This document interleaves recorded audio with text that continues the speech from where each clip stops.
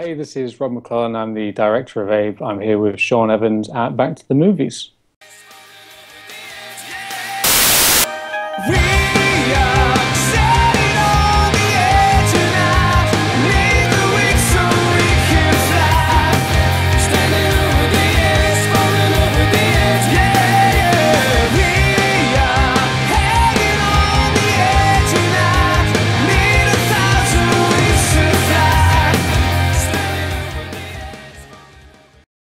Mclellan joins us here at Back to the Movies to talk to us about his short film Abe, which is being played on Vimeo as we speak. Thanks for joining us, Rob, and how are you doing? I'm very well. Happy to be here. It's cool.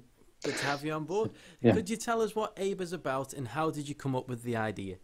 Well, Abe originally comes from a short film I made last year for the Colchester 48-hour film challenge, which was called Love and All That. And it was just a little animation I did over 2 days over the basic premise of a robot that was programmed to love, didn't understand why people couldn't love him back, so he attempts to fix people so they love him, you know, and it kind of went from there, really, because we made the short. It was nice, nothing particularly special. It was a nice little piece. I always thought we could do it as a live action film, and what started as a conversation between me and my DOP that maybe we could just go and shoot something quickly in a basement somewhere and maybe do some CGI to it later kind of spiraled into something a lot bigger. Though the budget never got bigger, but the crew and the ambition of the film certainly grew over time. And before I knew it, we were shooting at Pinewood Studios, the final piece. Even though we had no money whatsoever, we somehow managed to arrange that just because of the scale of where the film was going. The basic premise of Abe is pretty much the same as the short film that preceded it, in that it is about a robot who was programmed to love. But because it was a live action film and you would be pushing towards 10 minutes, it gave me a chance to embed within the script, you know, a more deeper understanding of what that meant and what that potentially could mean for this robot. And even start to throw around a few philosophical questions such as, would this be classed as a soul? You know, if we made a machine that was self-aware, that was capable of emotion, would we then say it had a soul? And obviously not going too deep into that within the 8 minutes, but it is supposed to bounce around the idea of, you know, what does it actually mean to have a soul? What does it mean to be human? Dealing with emotions. I mean, I always said the short film was an analogy of being a teenager in a rather extreme case, dealing with these raw emotions that you don't understand and you can't control. Abe is kind of the embodiment of that, as well as being, you know, something there to have us ask the grander questions of, you know, the responsibility we would have to take if we ever did, you know, make machines like him. Wow, fantastic. I mean, the film itself has a very advanced feel to it. It feels like a very high-budget film. How long did it take to create such realistic visual effects on the Abe character? Well, it was a one-day shoot at Pinewood, and we finished, that was on the 2nd of March this year. Visual effects, or post-production, wrapped on the 2nd of April, so it took a month to do all the CGI for it. And then a couple more days doing the grade and the sound mix. So from start to finish, not counting pre-production, it took about 5 weeks to do, all in all.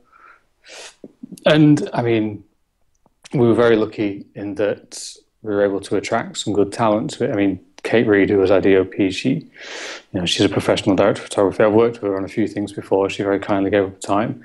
Craig Stiff, who's my co-animator, my co-visual effects post-production artist, extremely talented individual. So between the two of us, we wasn't sure whether we were going to do it, and we knew we had this tight deadline because we were all going off to other things from April onwards. But somehow we managed to do it, and It's quite extraordinary, really. We look back and we see that we actually did manage to do all that in 4 weeks. Yeah, I mean, as soon as you said 4 weeks, I couldn't believe it. I'm looking over the film as we speak, and I mean, the actual design and feel of it, it looks like a film that you've spent absolutely ages and ages on, more than 4 weeks, maybe 4 months perhaps.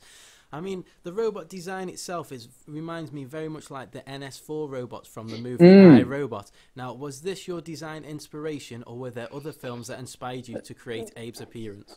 I think, yeah, the NS4 definitely had an overall sort of push, but I think originally my mandate for the design, and hopefully at some point we'll release all the concept sketches that we did for it, but my original push was to say it's kind of a psychopathic C-3PO, because we wanted to have that innocent look, you know, the kind of the gormless, blank-eyed expression and kind of a neutral mouth. And he kind of went from there. There's a little bit of Cyberman from Doctor Who in there. Someone the other day said it reminded him a bit of GLaDOS from Portal. Yeah, with the NS4 as well.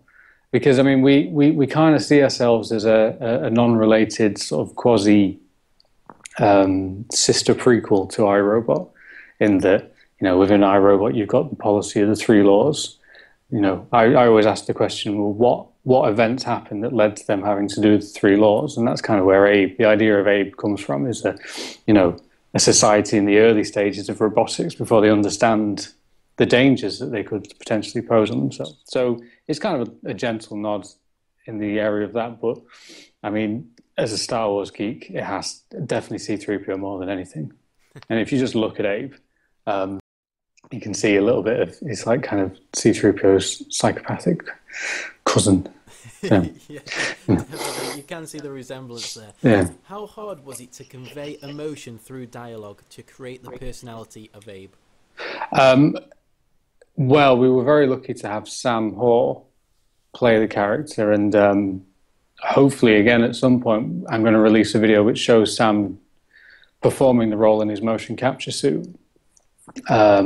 And Sam's an extremely talented actor, and we spent a long time not so much rehearsing, but talking about how he would portray the character and how we would try and keep it mechanical, but still have enough in there that an audience would attach to him emotionally. Because that's kind of the key point of the film, is that I always wanted that conflict where you kind of like him, but you feel sorry for him, but at the same time you're terrified of him.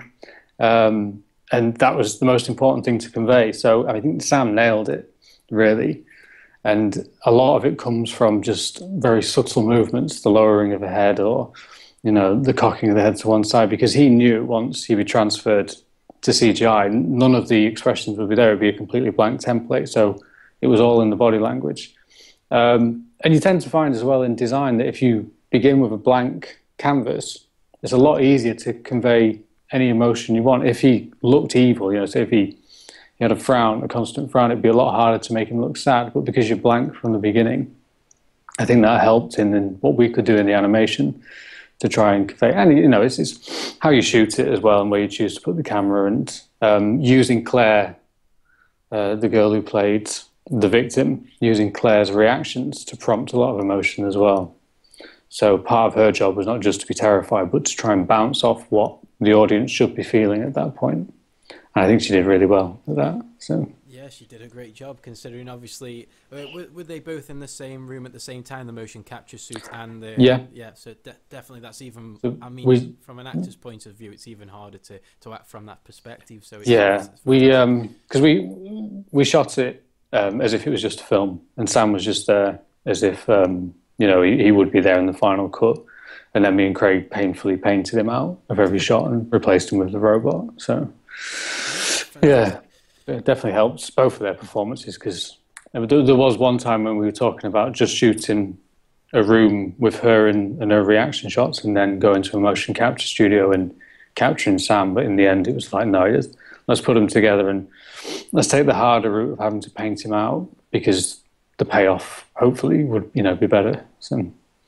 Fantastic. Well, are there any other films that you're working on currently or sometime in the future, Rob? Could Abe turn into a feature film, perhaps? Well, yeah, you know, there's potential there, and I mean that's why we went back to it and did a slightly larger version is that he's a character that you can potentially explore, and hopefully someone might see that there's future potential in that.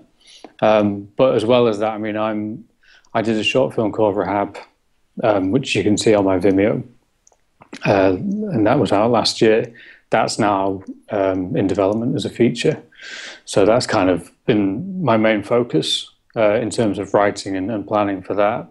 But yeah, definitely Abe is looking like we might try and push it through for a feature. And I think it should be. I think it'd be a nice little sci-fi, almost an indie film that people can go and watch and hopefully be scared, but maybe take something a bit more meaningful away from it than your usual sort of psycho thriller. Maybe. I'll definitely look forward to it then.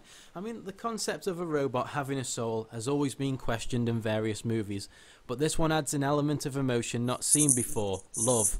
An over-programming of an emotion that leads to drastic consequences. This film is Abe. Guys, you should really check it out on Vimeo for sure, and a big thank you to Rob for joining us on the show. Thank you very much. No worries. I try to fix them. I try to fix all of them. But still they do not love me.